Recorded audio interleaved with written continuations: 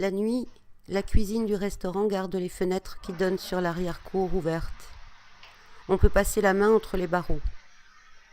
Le témoin orange d'une multiprise clignote.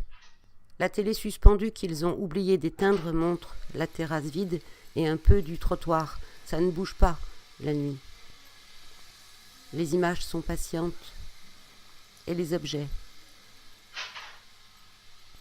C'est un monde patient qui attend qu'on vienne découper, tailler, éplucher, qu'on sorte fumer dans l'arrière-cour entre deux sonneries courtes qui préviennent qu'une assiette doit être servie à un client et qu'on parle de moteur de voiture et de permis moto entre les commandes.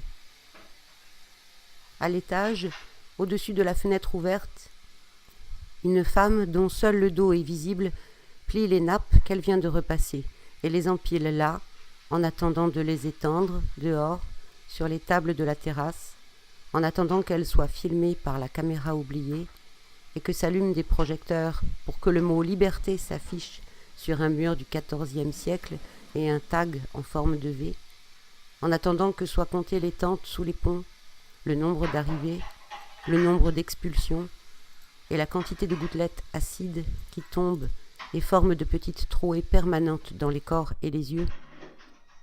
On a posé une coupe de champagne sur le rebord de la fenêtre.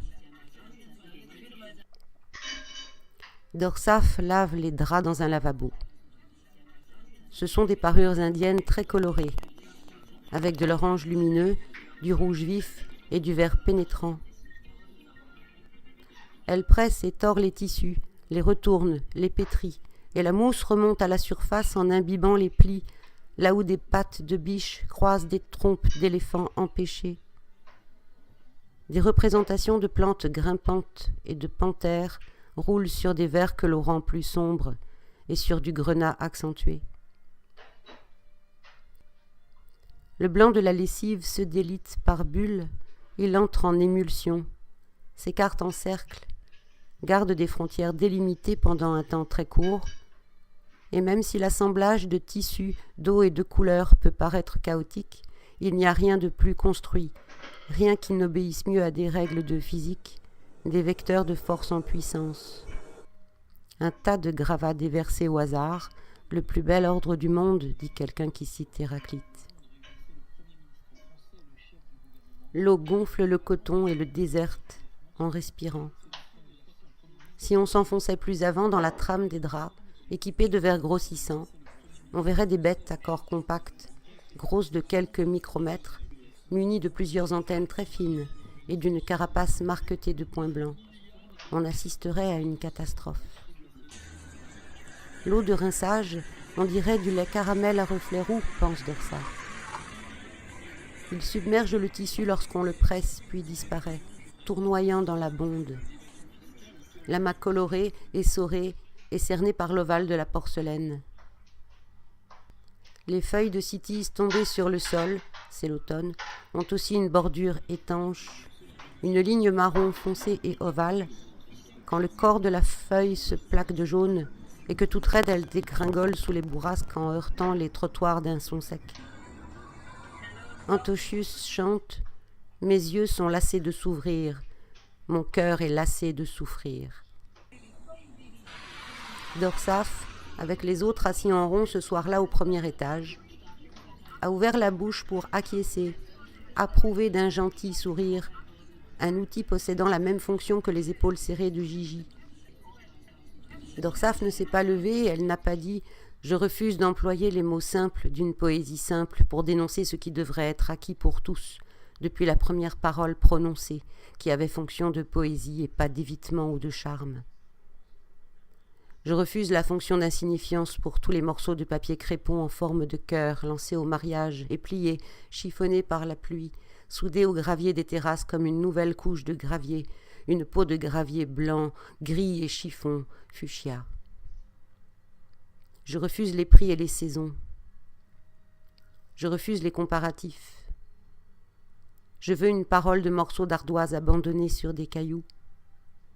Je veux une parole posée par terre qui ne serait à personne.